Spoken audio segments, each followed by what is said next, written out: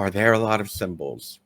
And even, let's say, for example, the pentagram itself. Now, we all know the pentagram, well, the pentagram as a word of protection. It's utilized, mostly utilized for protection, but it can be used to invoke, it can be used to banish, it can be used to call upon certain entities and or spirits in a particular quarter. You can use it to call in the archangels if you're working with archangels. That's the other thing I didn't mention earlier. You're working with archangels. You'll learn more about them if you read the foundational books you're supposed to. But I happen to work with, I happen to enjoy working with some of the archangels. I find them fascinating, and you know, I'll leave my opinions to myself. But I do like working with them occasionally. So these symbols have layered meanings, and that's the most important thing I'm trying to get across here. Is that whether we see the Eye of Horus, there's so many different layers to that. The Ankh, I work with the Ankh all the time. Of course, I've studied with Egyptian magicians, so that's what I like to work with. The runes are wonderful symbols to work with in your magic. They're not just for divination. So as you learn more and more about symbols, you're going to see the different layers that are involved in them, and you'll be able to tap into the energies and the power behind them. There is power behind these symbols. There is. Um, as far as the silliness we see on some of these conspiracy theories, they get 99.9% of what their definitions are completely wrong, completely. So please do not listen to what you hear on the internet. Even what I say, research everything I say. Get a good um, a good resource, a trusted resource, and please fact check me. Please fact check me, but please do not get your information from these people that are like, oh, and this means, the inverted pentagram means Satan. No, it doesn't. The Satanists stole it. They took it, but Satanism has absolutely nothing to do with witchcraft and magic. They do magic. They have their own little system. But as far as like witchcraft and the older magics, uh, the inverted pentagram was merely a symbol of the earth, a symbol of grounding, a symbol of our lower aspects. Our lower aspects are not evil. Is going to the bathroom evil? Is being sexually active evil? Is being hungry and wanting to survive on this plane with a job and a house and all that? Is that evil?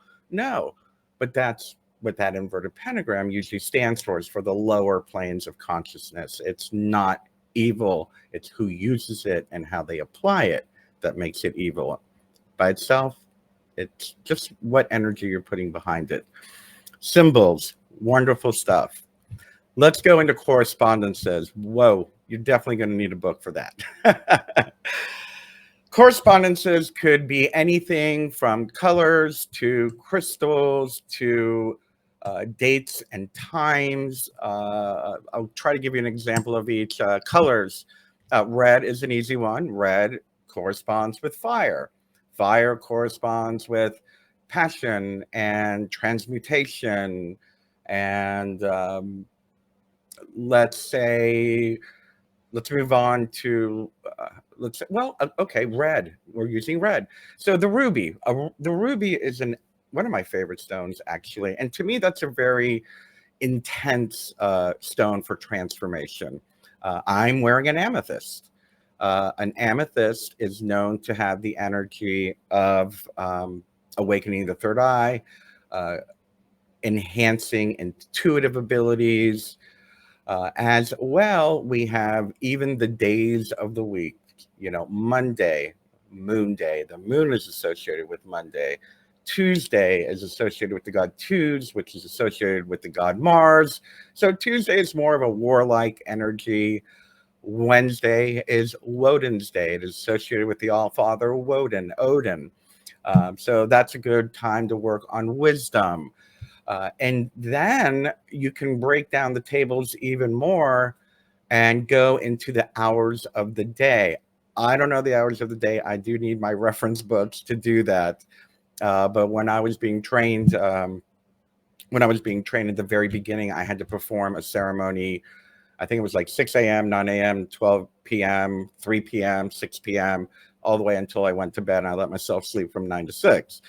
But there was a reason for that. And I believe, if I remember, I mean, it was like the late 90s. I believe it had something to do with like sunrise, sunset, the power of the sun, saluting the sun or saluting Ra. I forgot what the name of the ritual was I had to do. But so you have those correspondences as well. You have herbal correspondences. Different herbs have different associations with them. Get to know them. You can throw on. I'm not really good with herbs. I'm sorry. I can't. I'll just say that mugwort is used for most things magical, and that's the one I know very well, and the one I use the most. If you want to add a little, also dragon's blood. Also, if you want to add a little oomph and a little bit of, I don't want to say aggression, but a couple. Think of it like steroids for your magic. Same thing with smells. As we all know, sage is very cleansing and neutralizing. So symbols and correspondences. As we understand how these correspondences and these symbols work, you can apply them to the intent of your work.